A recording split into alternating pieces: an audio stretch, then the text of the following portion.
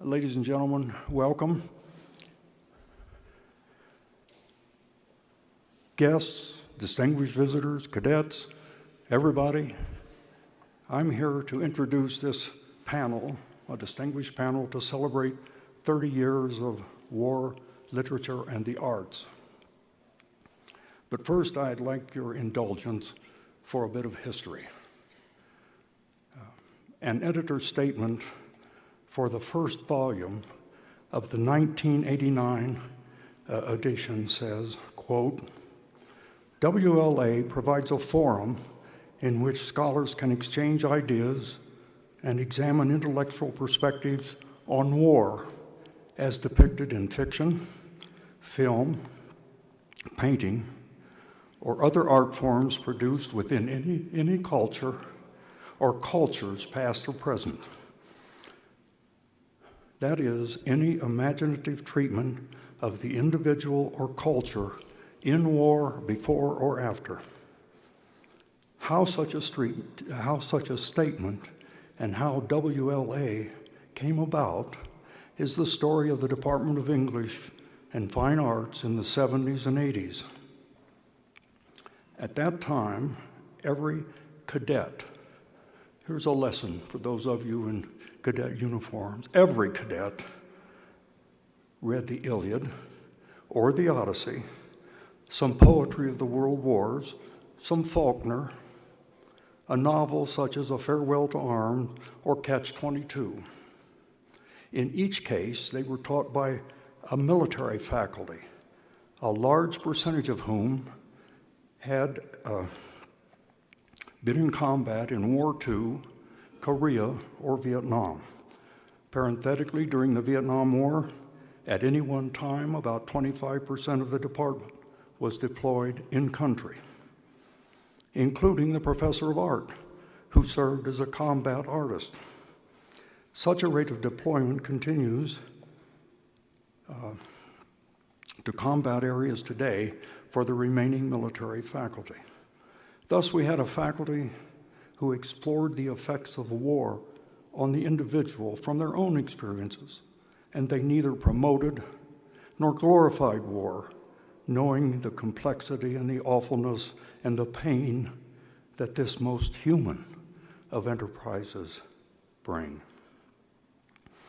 At that time, other journals treated military history, tactics, strategy, or singular campaigns, but rarely considered the individual combatant or the creative work that resulted.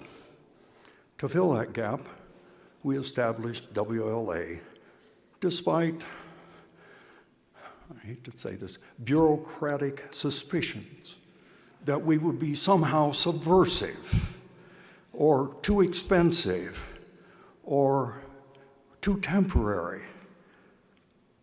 We needed 2 years of, I would say politely, quiet persuasion, I would say privately, Machiavellian plotting to get approval to overcome those impediments.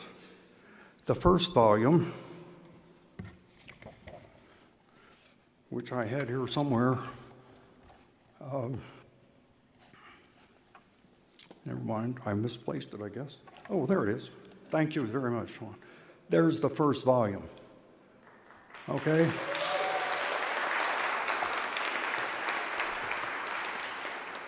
It was a slim, paper-bound edition, including essays on the Vietnam Memorial, Vietnam Correspondence, Gravity's Rainbow, Thomas Mann, the Battle of Hastings and the Song of Roland, and, curiously, an essay on the patterns of eating in the Iliad.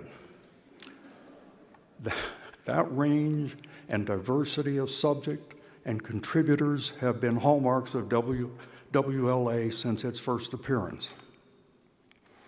Beginning with Volume 2, 1990, we struck editorial gold when we turned to Donald Anderson to take over the journal.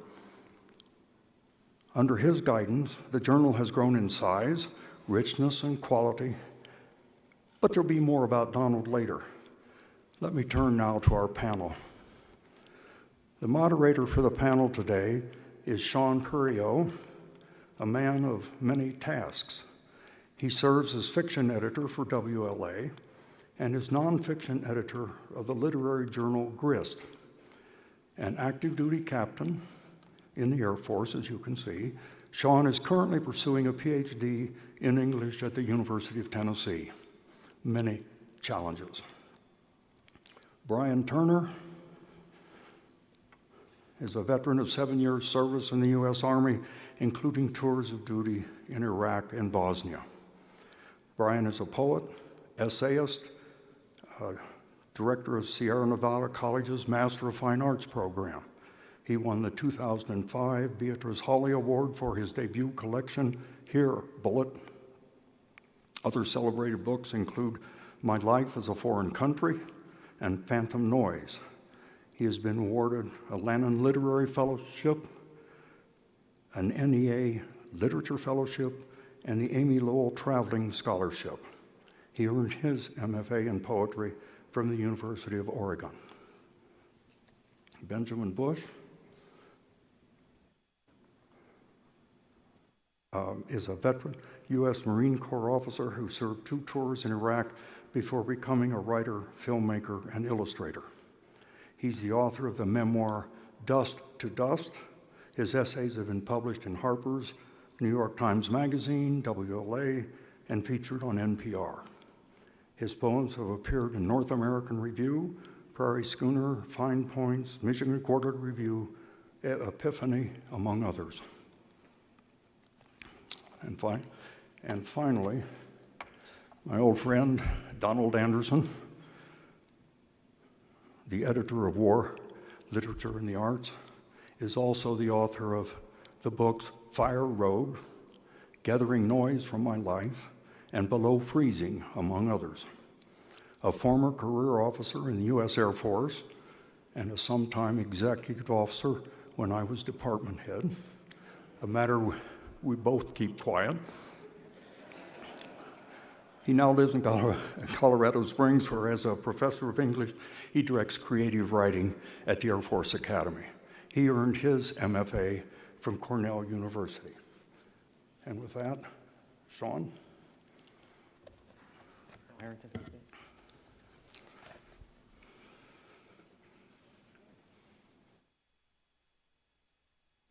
If I could ask Tom Bowie to come up on stage too, please. I know you're out here in the audience somewhere. Oh, behind. Thank you. Great. Donald, if you'd come forward. So I have a small token of appreciation to present to Donald in honoring the 30-year anniversary of the journal. First and foremost, this is a gift for Alan Anderson to beat Donald if he gets out of line. Okay. It's very heavy, and it would hurt him very much. Okay. But on behalf of the permanent professors who have had to bear the burden of you the most, and your friends and colleagues in the Department of English and Fine Arts, I'm happy to present this with this inscription. Donald Anderson, editor, War, Literature, and the Arts, thank you for 30 years of disturbing the status quo and forcing us to view the world anew. As you have often told your students, you get credit. Oh.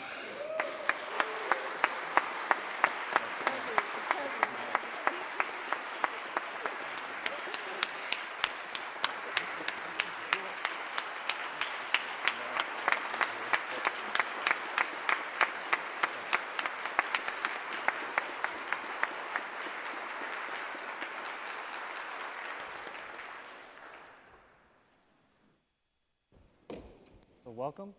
Today we're going to start with a 30-minute reading from each of our authors. We'll be starting with Brian, moving to Benjamin Busch, and then following with Donald Anderson. And then after that, we're going to have discussion. 30 minutes total, right? Yeah. Yeah. Total. And then we're going to have a discussion, and then hopefully after that, we'll open it up for a little bit of Q&A. So if we could start with Brian. All right, thank you.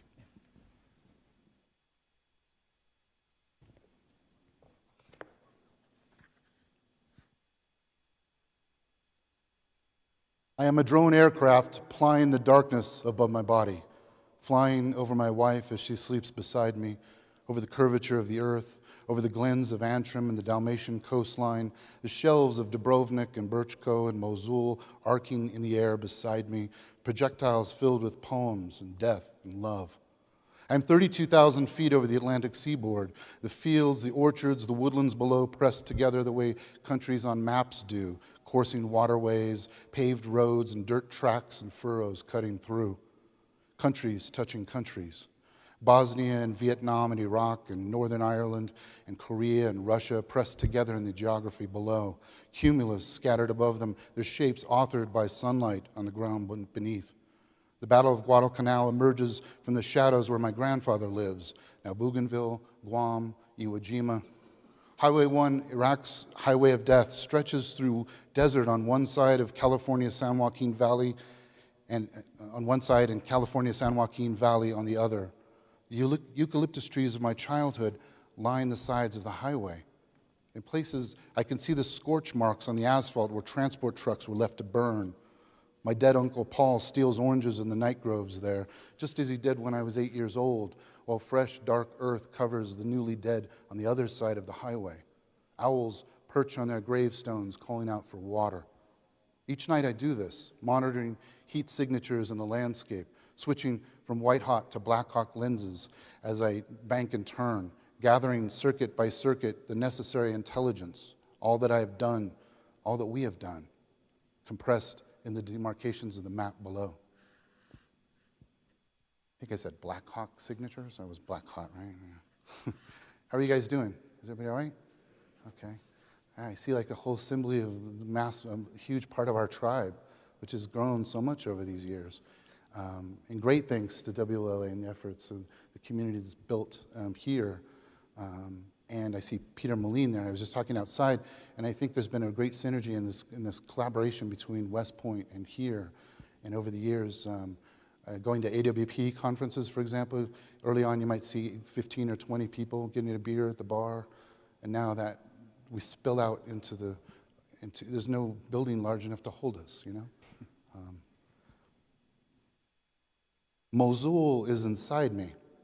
All of its buildings, all of its smoke and pollution, its 1.7 million people, the university district and the bridges over the winding river, barber shops and ice trucks and sheep grazing in the ruins of Nineveh, minarets, water buffalo in the eucalyptus groves where the rotting uniforms of Saddam's military continue to disappear, the dead Canadians out by the television station, the Kurdish Peshmerga standing guard beside sandbagged machine gun emplacements stationed around their regional political office, old men staring from the automotive shops, the bird-like bodies of their grandchildren chasing after us through the neighborhoods, the ghosts rising from the mist along the river, the slow-moving ghosts in the streets and alleys of Mosul, the many ghosts returning to their homes at night to sleep with the ones they love.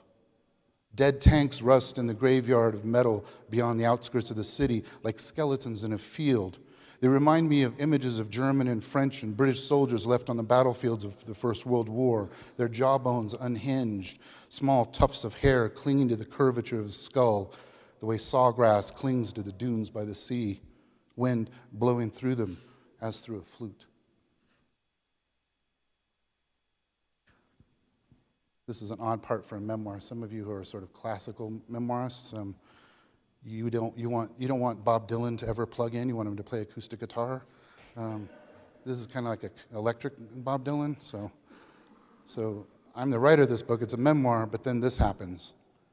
Sergeant Turner is dead. I was there when it happened. I climbed back up from inside the troop hold to stand in the hatch as our driver juiced it, and we sped away from the explosion, my head ringing. The multi-story buildings were still standing, brown and drab and without light. The cloud cover remained. And there in the street where the RPG struck, the dead Sergeant Turner stood up, holding his head in his hands as he did so, swaying in the dust and exhaust fumes. He recedes and diminishes in my field of vision as we drive further and further away. I'll imagine him wandering around the traffic circle when I'm back in my hooch laying in my rack. He walks one of the wide boulevards of Mosul for hours, walking until the boulevard narrows, its meridian replaced with painted lines faded with age and use, walking until the avenue becomes a smaller road, and then the drive shifts to a simple dirt lane, far from the shrapnel and the shouting he came from, so that he might rest on the banks of the Tigris, where the vast assembly of the dead have gathered before him. The dead press their way into the elephant grass and the papyrus thickets, wordless as they wade into the river. The water gives slightly, and they sink for a moment before rising again, buoyant and light, to drift in the shadows just offshore.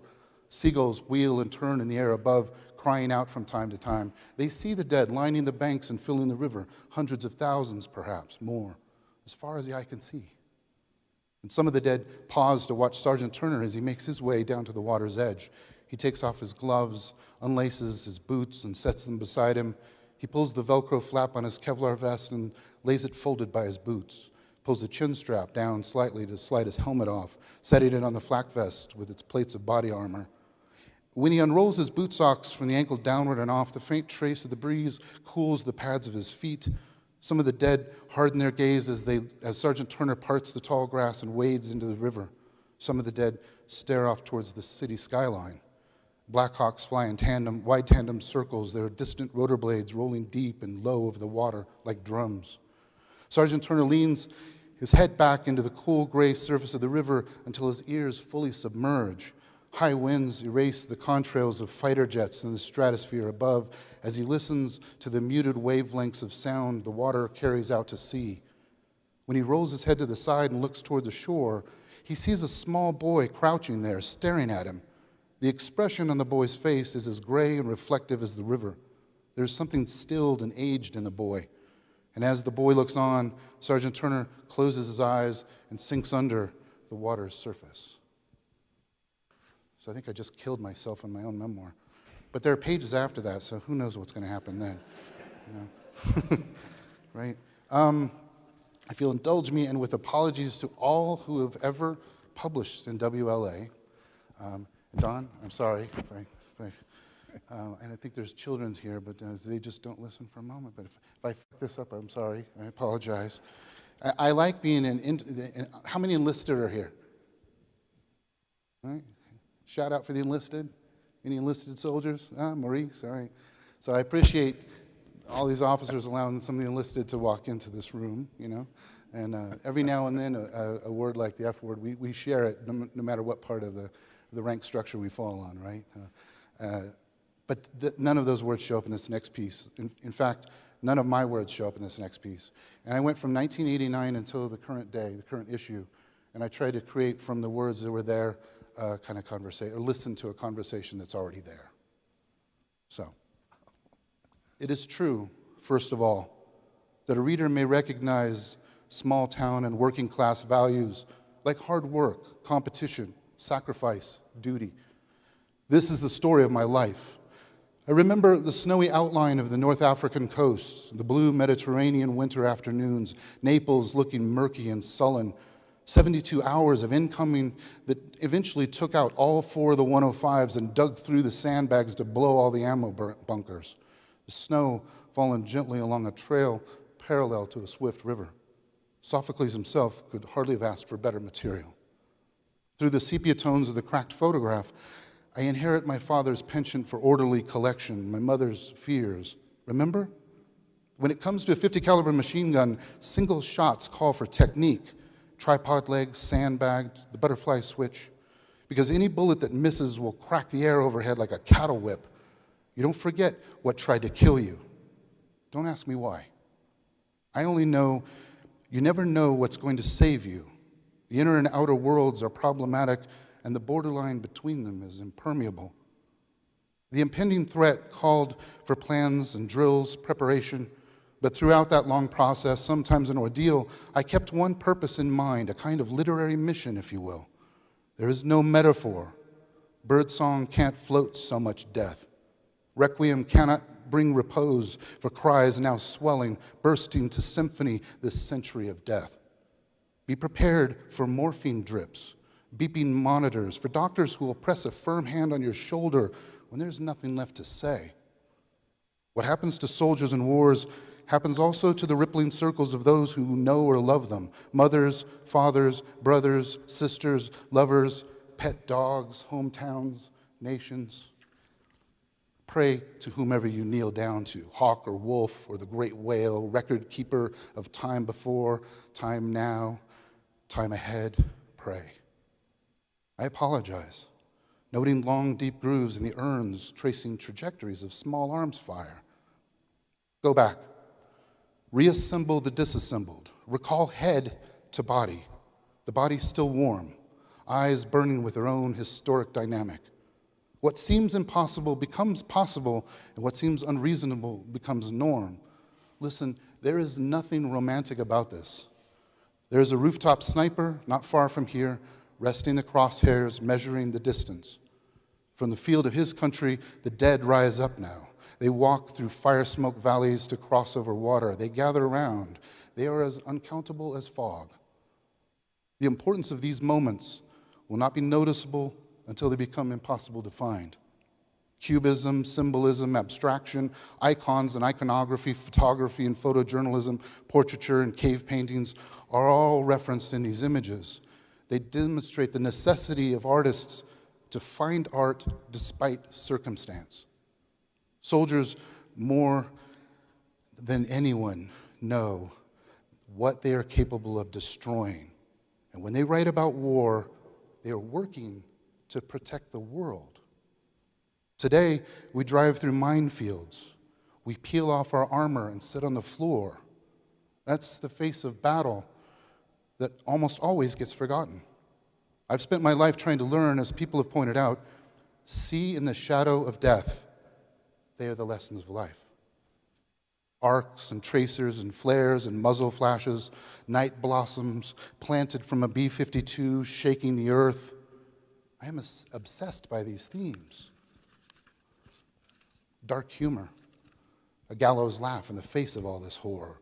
As an artist, I want to always be testing myself. My words return in blurred metallic waves, as if I'm listening to a distant me reverberate, fathoms the darkness wide.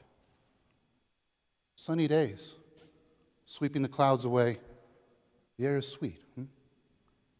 Much of it is music you know and I know and love. Birds call with their long whistles that trail off with deeper notes that seem to meditate on the silence of a place still not conquered. When we hear the sound of rotors bouncing off the hills above, neither of us move with any sense of purpose. So, to WLA, thank you. How was the echo? Have we worked that out? Right. This is Odin's chamber. Every time I listen to something come up as a word, I imagine it's reverberation. It's got shot right out of that hole at the top of this tower. Heads towards the North Star and bounces back over the universe. Comes back and eventually finds me. And that's how I gain Odin's favor. Along with fantastic hair. Thank you all for gathering around our fire. So many of my favorite people are here. And this was printed by Lieutenant Macy Miller with her own blood. It's like, you wonder why things run well. It's because someone's holding a conference over their heads. Thank you. I wrote a memoir called Dust to Dust. I think in fragments. As an artist, we all see and remember in fragments. So I tried to find a way for that to form narrative, like thought does. Nothing comes in a continuous stream, at least not for me.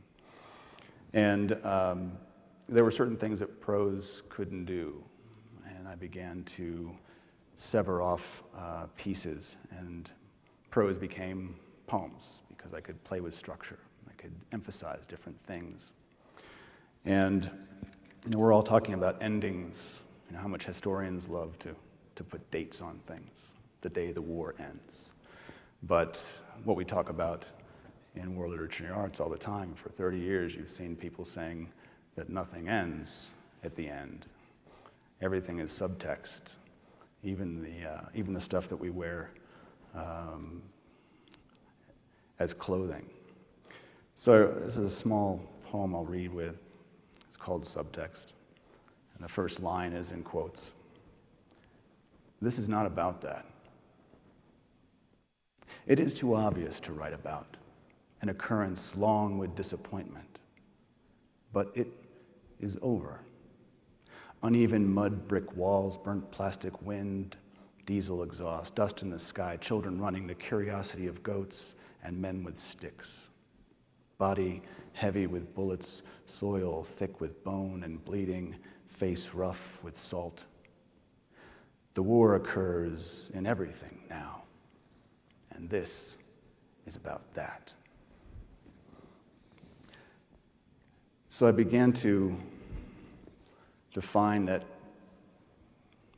we were all people before we were in the military service, and we became people after that as well.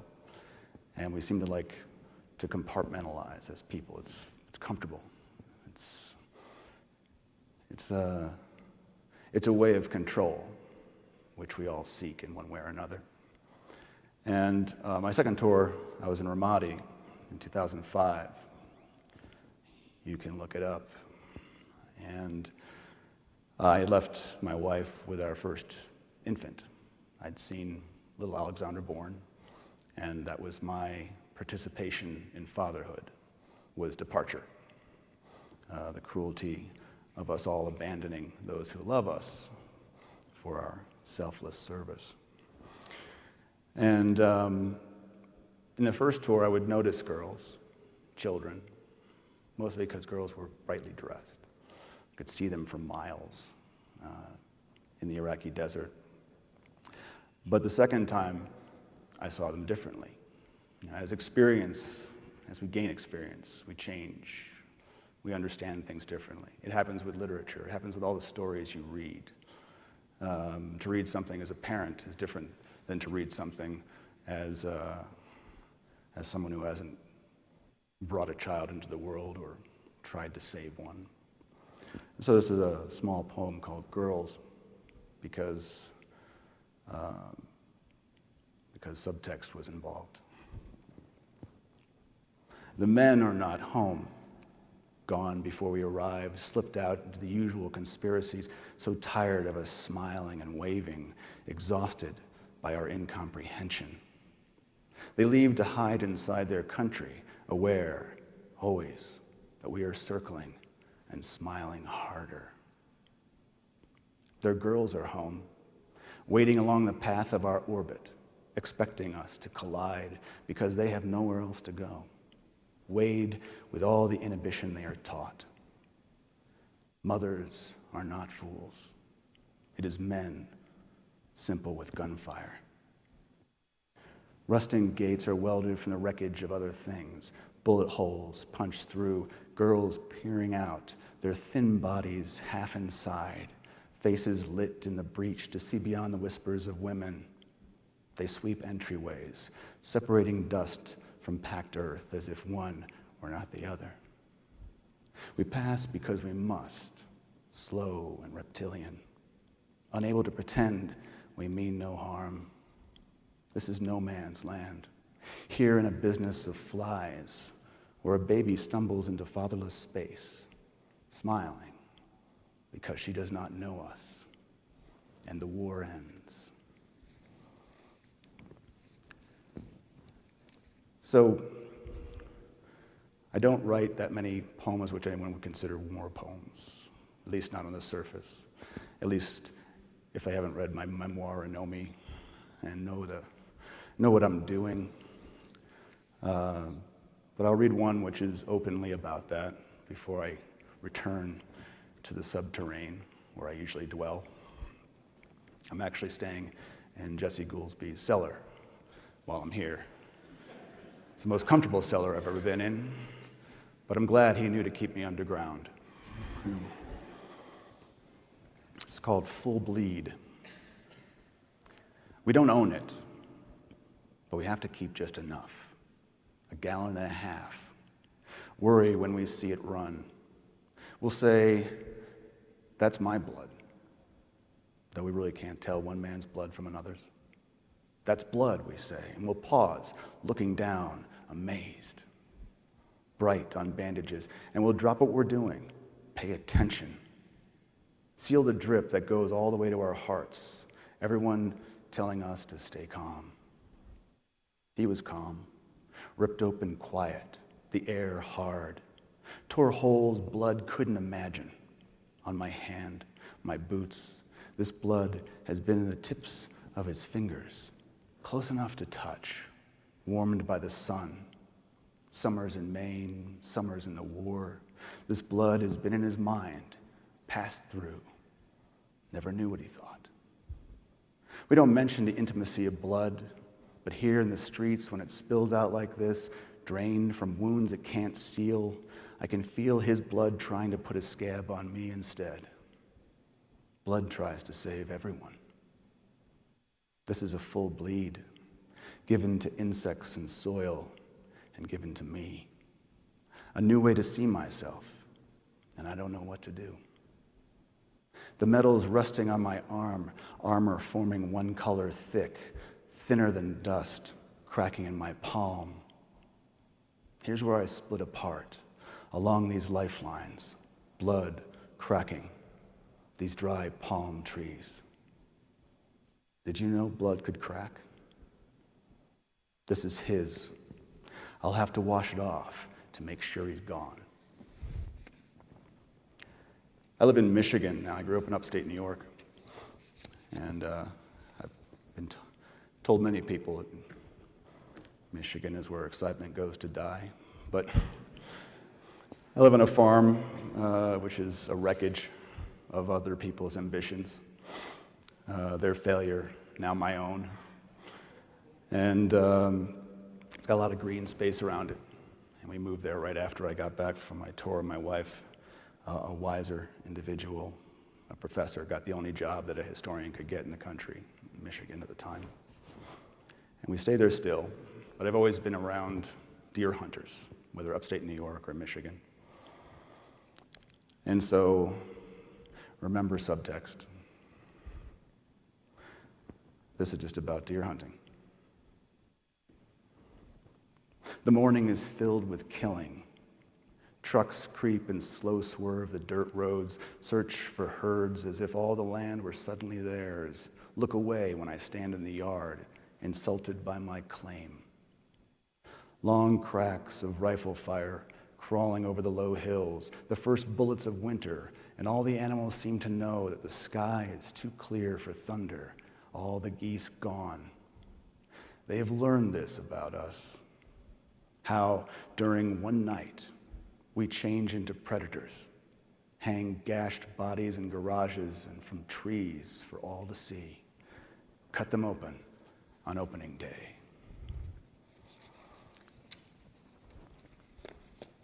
Subtext. And this one is truly about my dog, and also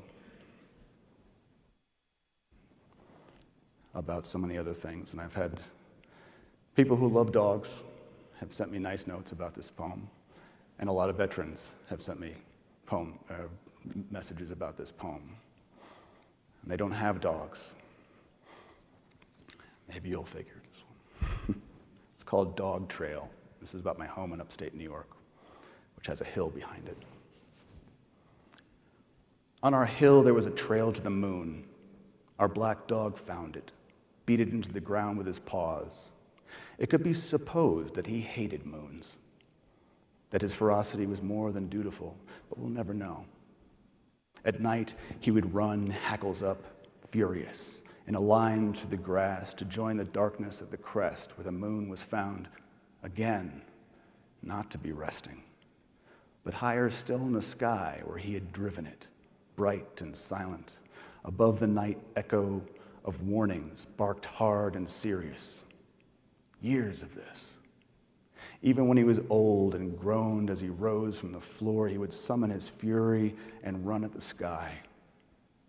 When he died, we walked the ashes up his path, left them as close to the moon as any of us could get, dog burned off, black as he ever was, a Labrador the color of crows, spread out into grass growing back, his mark on the hillside fading, filling in those thousands of nights he labored his voice into space, yelled to himself as he ran, defend a house, defend a house, be fearless and savage, stop at nothing but the top of the earth. And to the moon, you are too close to what is mine. Good dog. All he needed to hear for a lifetime of soldiering. I'm reluctant to leave my piece of the terrazzo over there. Thank you, Colonel. For years here, I've taught war literature, and for the longest time, I taught Vietnam War literature because it was the war of my generation. It was the war literature I knew best. A couple years back, I awakened one morning to realize that I had been born closer to World War I than my students had been born close to Vietnam. So I started teaching Iraq and Afghanistan. But a lot of that has to do with having met and become friends with Benjamin and Brian. I'm flanked by war literature. At one point, Sean, in his generosity, wanted us to read only from stuff that had appeared in WLA, but you didn't come to hear Brian and Benjamin read somebody else's work. And I'm grateful that you came. I feel wingmanned up. I do.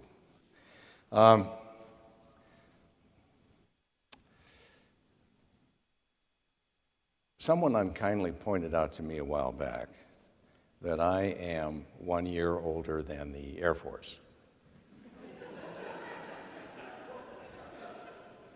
Having been born in 1946, one consequence of armistice. Okay, but as long as we're thinking about ancient days and subtext, let me take you back to 1962, when I was a sophomore in high school. And in 1962, I had a plan that I presented at dinner time. My plan was to drop out of high school and go to work in a car wash so that I could buy a car to wash. And I presented this plan, and then my father presented his plan, which went something like this. Listen up, shit for brains. You're going to at least finish high school. And when that's done, I'll help you get a job in the mines, and you can work on that 1947 Pontiac Silver Streak you have your eye on. We'll see how that works out for you. And so I was thinking about that the other day. I'm working on a new book manuscript, and I started to write something that turned into something else, Benjamin. During the 60s, at 18, I signed up for the Selective Service. I'd also waited until the required 18 to work underground in the Anaconda Company copper mines in my hometown of Butte, Montana. On my first day at the mines, I stood at the head frame in my clean clothes and hard hat, my rubber steel-toed boots, my gloves were clean. If only I'd scratched my hard hat with a rock or screwdriver before presenting myself before the experienced miners with whom I waited for the hoist cage to be lowered into the earth. This first day, I was dropped 5,200 to the 5,200 level, 1 mile deep, at the Mount Con mine. The mine wasn't named as a prison. Con was the first name of one of Butte's first mining superintendents. I don't know what he was famous for. Butte, Montana, richest hill on earth, was once famous for being the largest city between St. Louis and Seattle. In 1867, the peak of the placer boom had the city's population at 500. It halved over the next 2 years. Then quartz deposits were discovered, based first on silver, then copper. Mining barons became Montana's first millionaires. In 1884, there were 300 operating mines, 4,000 posted mining claims, 9 quartz mills, and 4 smelters, all operating 24/7, making Butte the planet's largest producer of copper. In 1899, Marcus Daly merged with Rockefeller's Standard Oil Company to create the Amalgamated Copper Mining Company. By 1910, having bought up the smaller mining companies, Amalgamated changed its name to the Anaconda Copper Mining Company, the largest corporate power in Montana. Early in my first shift, during some shovel and pick work, one of the older crew tapped my shoulder. "Slow the f*** down, college boy. You're making us look bad." I hadn't yet started college, but I slowed the f*** down. And it wasn't many days until my clothes were as dirty as anyone's around me. I planned to work a few months to save money for school and mostly to buy a car. I worked 3 months and started attending the Montana School of Mines after Labor Day. I either walked to school or had my father drop me off on his way to his work in the mines. On and off during the school year, on weekends and holidays, I worked underground for what was the town's best pay, $21 a day.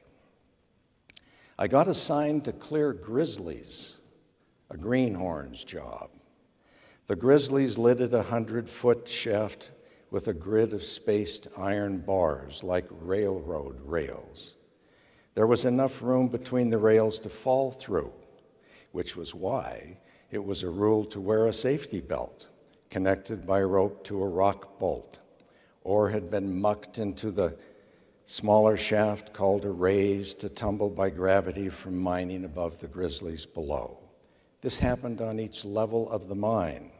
If ore didn't fit between rails, it was my job to break it into suitable size with a double jack, a sledge with a head weighing in at 20 or so pounds, and forged from heat-treated high-carbon steel. The 2 rounded striking faces minimized chipping and provided blunt force. Sometimes the ore was just too dense to break with a hammer, and you would resort to dynamite. All this to reduce the mine door to a size that would fit between the rails, and thus into a motor car to be taken to the main shaft to be hoisted to the surface. My education in dynamite was: 1, pack a stick or 2 onto the block of ore with handfuls of mud. 2, insert an electric blasting cap into one of the sticks. 3, run out your wires until you could find what felt to you to be adequate cover. 4, expose the wires to the terminals of your wet cell battery that powered your headlamp and attend the immediate blast. Before touching the wires, shouting "fire" on the grizzlies. If you couldn't then break the ore, you repeated the process, using additional sticks. I once used 6 sticks and nearly blew the place up. The blast rattled my teeth and rib cage. It pushed on the air in my lungs. In the time it took for the concussed dust to settle, I worried I'd loosened the grid. I double-checked my safety belt before stepping onto the Grizzlies, where with a steel pry bar, I maneuvered the broken oar to fall betwixt the rails. Thereafter, assigned to the Grizzlies, I never exceeded 4 sticks. I had no notion then, and none now, as to why the grid of spaced iron bars is called Grizzlies. I found no explanation online, only confirmation of the term grizzly. What I did know is that the oar the size of a hay bale can weigh as much as your car and is hard to disassemble with a hammer. The bomb dropped on Hiroshima was the equivalent of 12 to 15,000 tons of TNT, which would terrify you if you knew what 6 sticks would do. The largest bomb in the service in the U.S. nuclear arsenal has a yield of 1.2 megatons. A megaton is a unit of explosive power equivalent to 1 million tons of TNT. I worked in the mines on and off during the first years of the war in Vietnam. I was told that the copper being mined was being used mostly as shell casings for that war. I've wondered if that were true. It could be. Years after my stint in the mines, I managed to buy my first car, a 1970 Chevrolet Chevelle, 2-door, 2-tone gold and white, which I purchased using my Air Force orders as collateral. I drove it from Salt Lake City to Biloxi, Mississippi, where within the month I took it to Sears to have it retrofitted for air conditioning. Hands down, the best money I ever spent.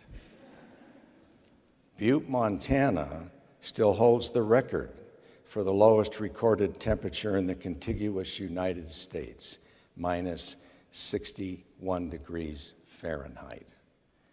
I showed up in Biloxi Air Force Base on Bastille Day, July 14th, 1971. Immediate first thought, why had we fought for the South?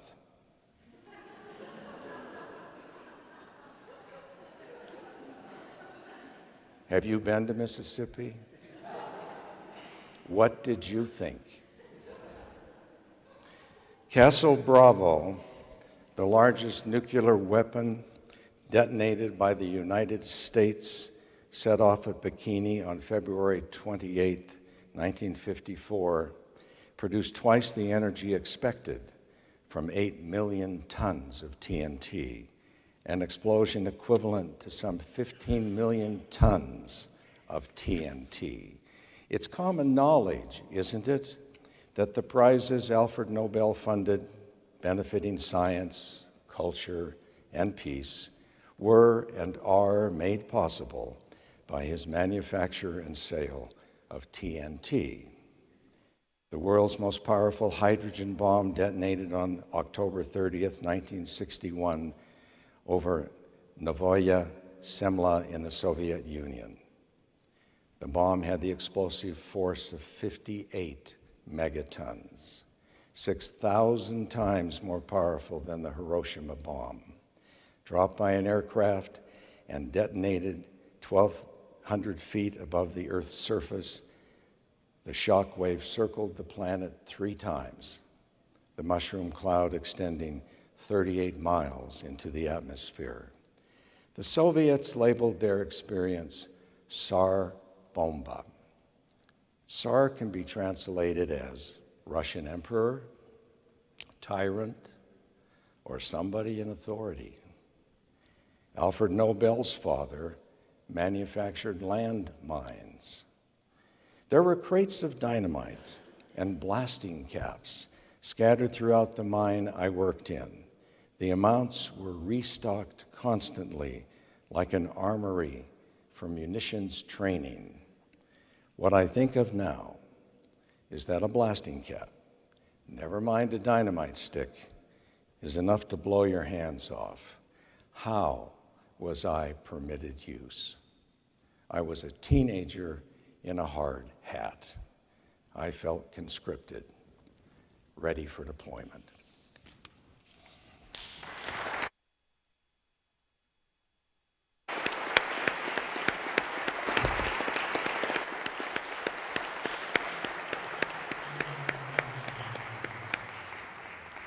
Thank you all for your wonderful readings. And now I would like to have a discussion with all three of you, primarily about what you think the importance of war literature is now and moving forward. So any of you can take that.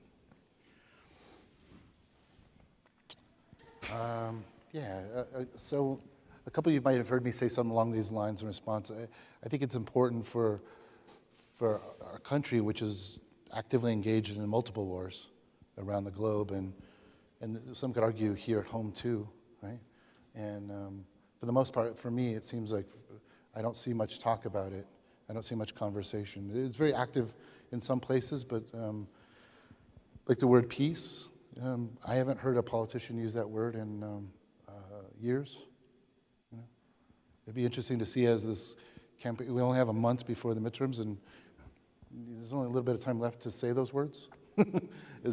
I laugh out of horror, you know. And it's like, because we can't conceptualize it. It's become part of, and I've said this oftentimes, it's become part of our autonomic nervous system to just conduct war as a nation. And I don't have to think about my heartbeat, and I don't have to think about breathing. But if you plunge my head underwater, I'm going to start thinking about breathing pretty quickly. And I don't know what it's going to take to plunge this nation's head underwater and start thinking about the wars that many people here have to be in close contact with, you know. Yeah, when we were full blown in Iraq and Afghanistan and dicking around in Libya, everybody's Netflix still showed up on time, and that bothers me. Well, as a filmmaker, I'd like a different example.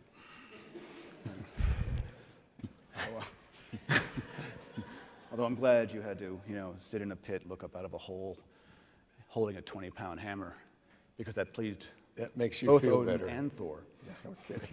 But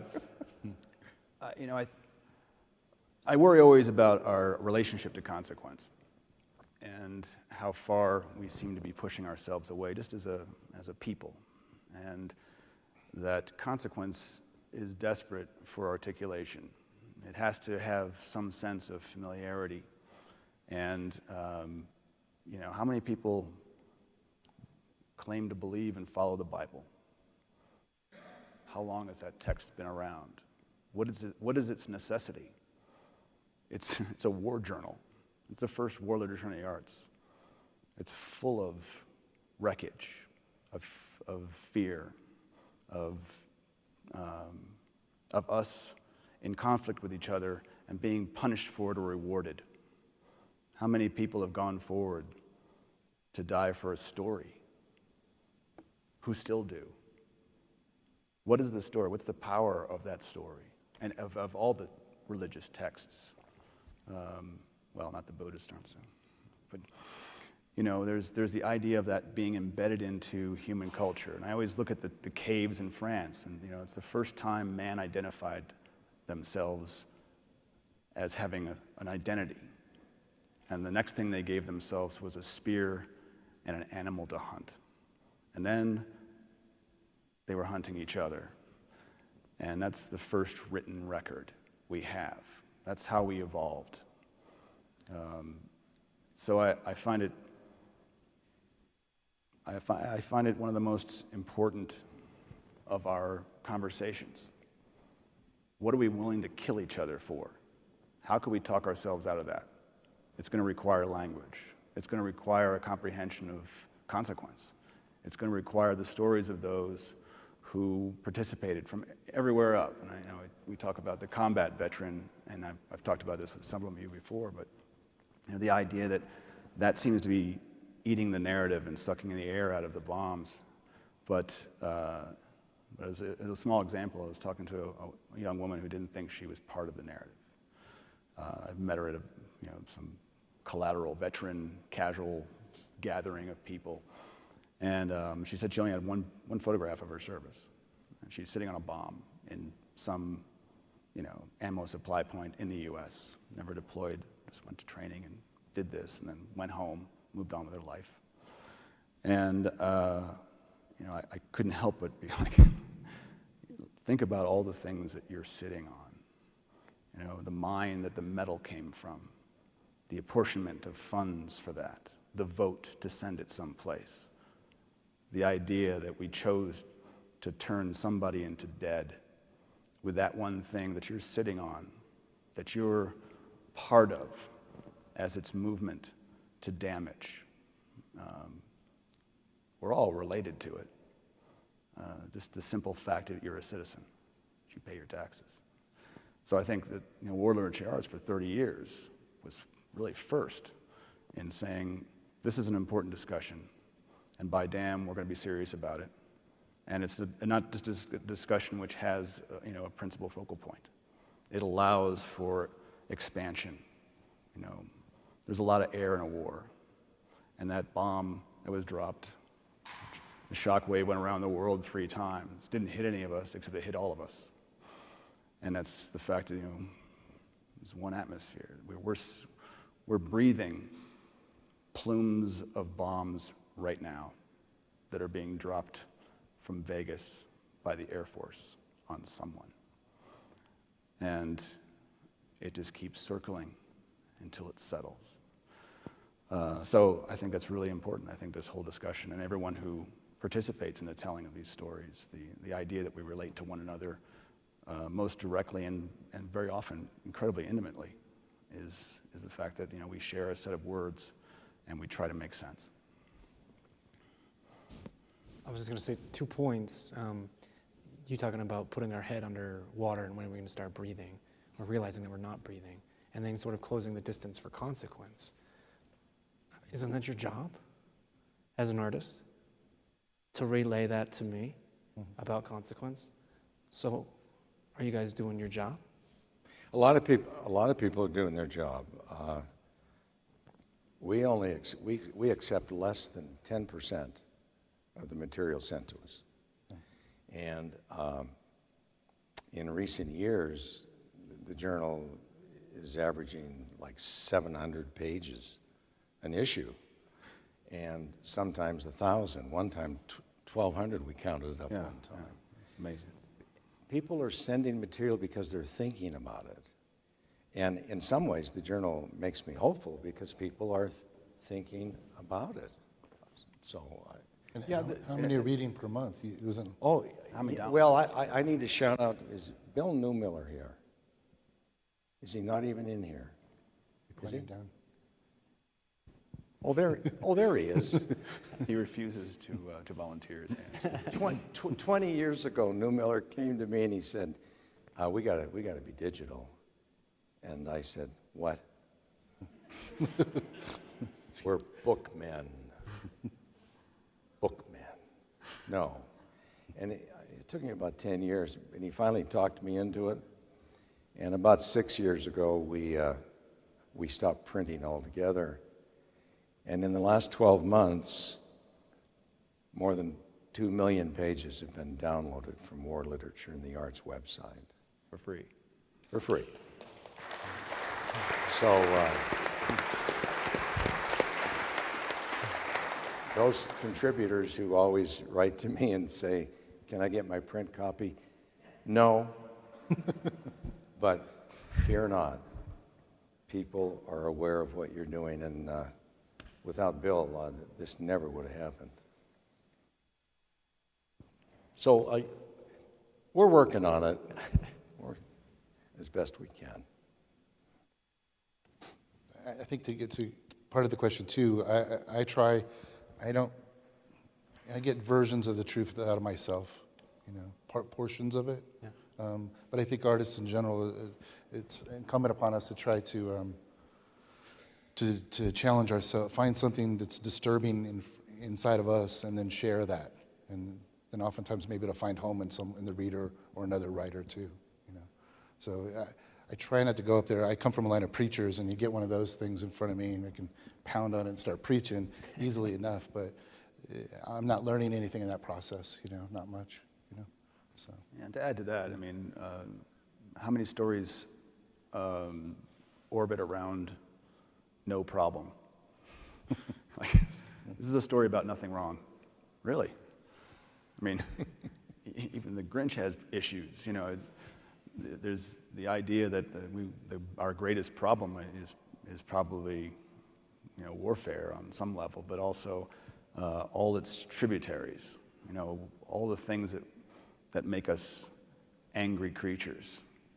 How many other creatures just get pissed and kill other stuff?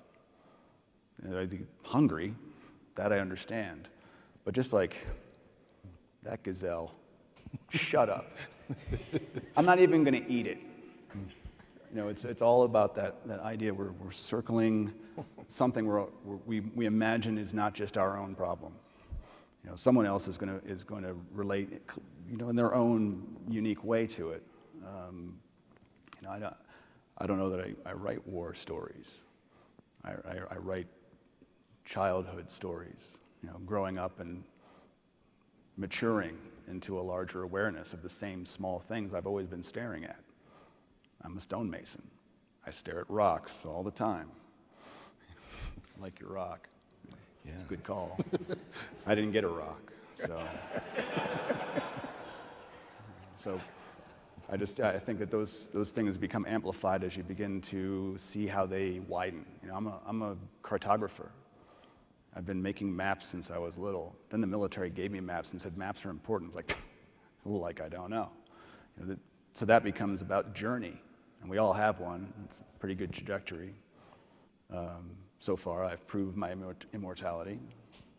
I'm waiting for someone to disprove that. I hope I'm not there when it happens. But there's that interesting thing about what is the purpose of conversation and discussion. If you listen to most people anywhere you are, they're complaining about the price of something, the inconvenience of something, their children, their parents. They're not talking like, wow, it's such a beautiful day. Everything's great. My life is so wonderful. Everything's turning out just, I have nothing to talk about except how great things are. I don't want to read that story. I'll send that card to someone on a birthday, but I'll still write something snide on it. So, war's a problem, fighting's a problem. And all the things which build us into that point where we say, all right, now we're dropping bodies. That's it. No more talking. We're now in the land of incomprehension willfully. That's an interesting thing to consider. And that a population is waiting for Netflix while it happens and says, well, that's too bad. I have a question for the two of you. How do you manage to write so beautifully about war? Because you're both good at that.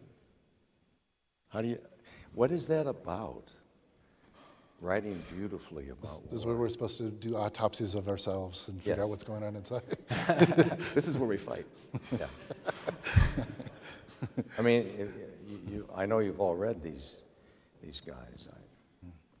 What is that about? Because you're writing beautifully about ugly things. One of the things I'm not sure if I can answer what it's about, but one of the things I worry about sometimes, a little bit, but is, because the tradition of war literature over the centuries, some of it, and knowing that can beguile, there's a romantic impulse that people can, when I was 7, I saw movies and I had stories and access to them, and there's a part of me that learned that that's part of the construction of me in the future, is that I wouldn't go to those wars, but there would be battlefields that would be in my generation, in my time, and if I didn't go, then there's something I wouldn't learn from them, right? That was a site of meaning. So if I perpetuate that by the things I write, then I'm participating in a pathology, right? Or a pathological sort of system. I'm sharing an illness and helping it continue, or something, So I worry about that because I'm pulled by beautiful images myself, regardless of what the theme or the subject matter might be. But when it has to do with violence and conflict that take people's lives and there is this troubling part of it. But at the same time, this part of this immortality thing, right? I mean, we have the gods of literature that have come before us, and the mountain is high, and to write a sentence, just one sentence, beautifully, like that's part of the charter of being a writer. Like, we're all songbirds, and so if you're going to sing, then you have to sing in a way that it might be as beautiful as you can make it. That's a line from the Iliad, isn't it? It's a line from the 80s. Yeah. The hair bands are in me as well. Yeah. I'm with you on that, and just to mess with everybody, Brian wrote my memoir and I wrote his, to skew genre.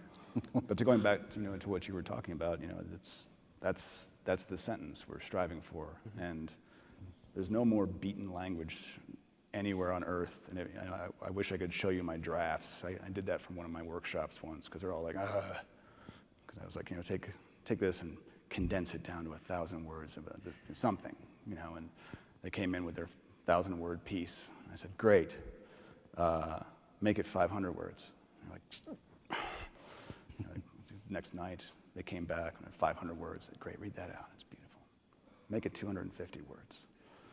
We're gonna find what this is about.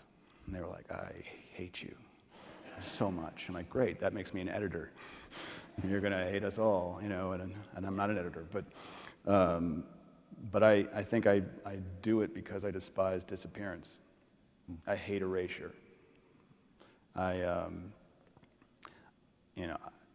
write about the discovery of ruin because I'm looking for it. I'm looking for, for some way to reverse damage.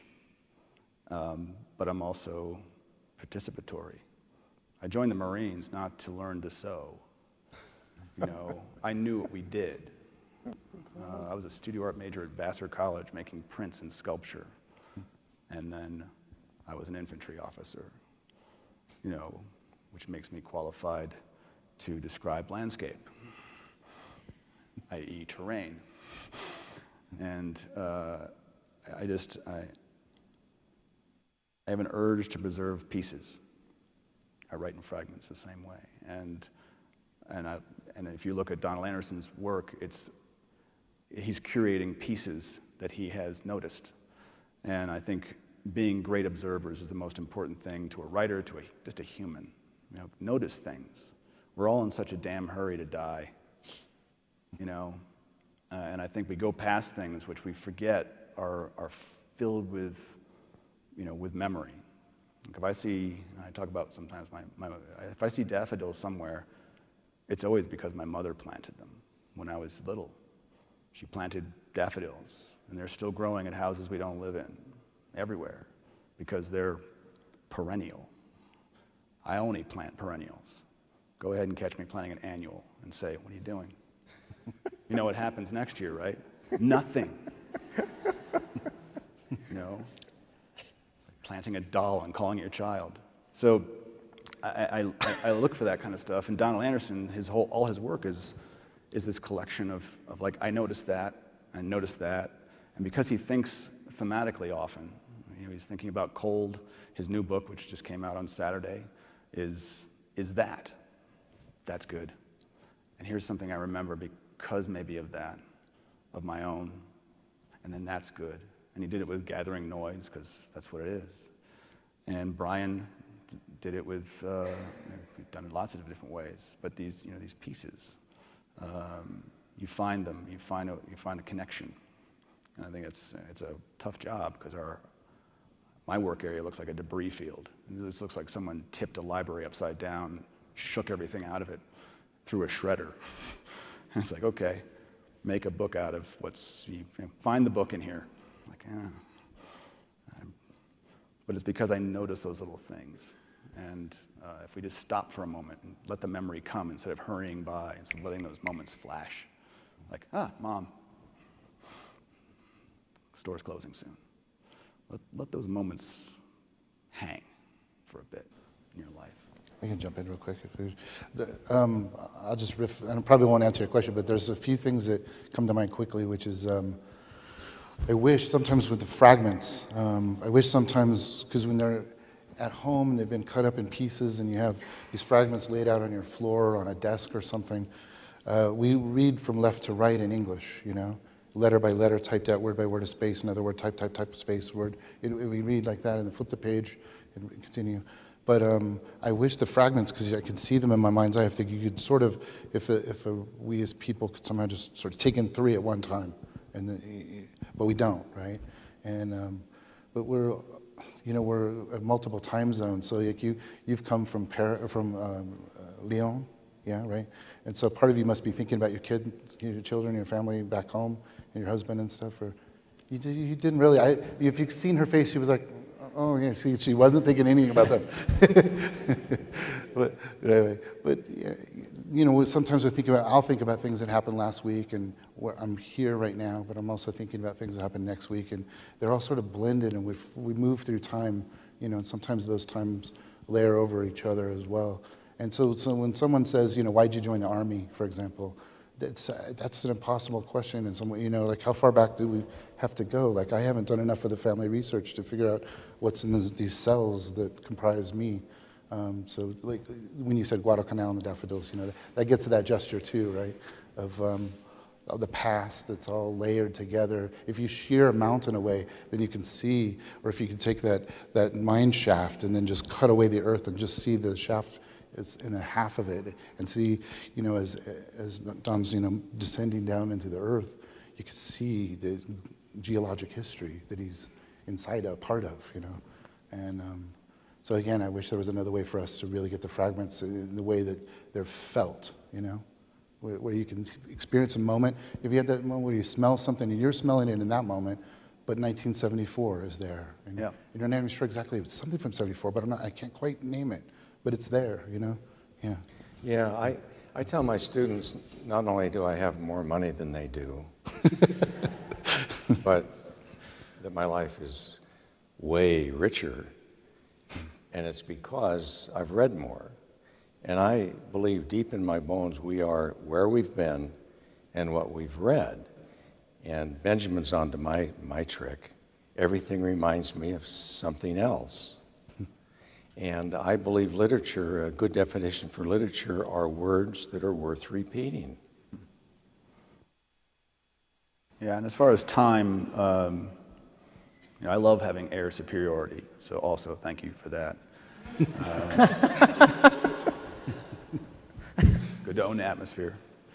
However, we're going to have a Space Force which kind of trumps you. I think we should also, right here, agree to start a time force. Because if we can be masters of time and space, who can touch us? Yeah.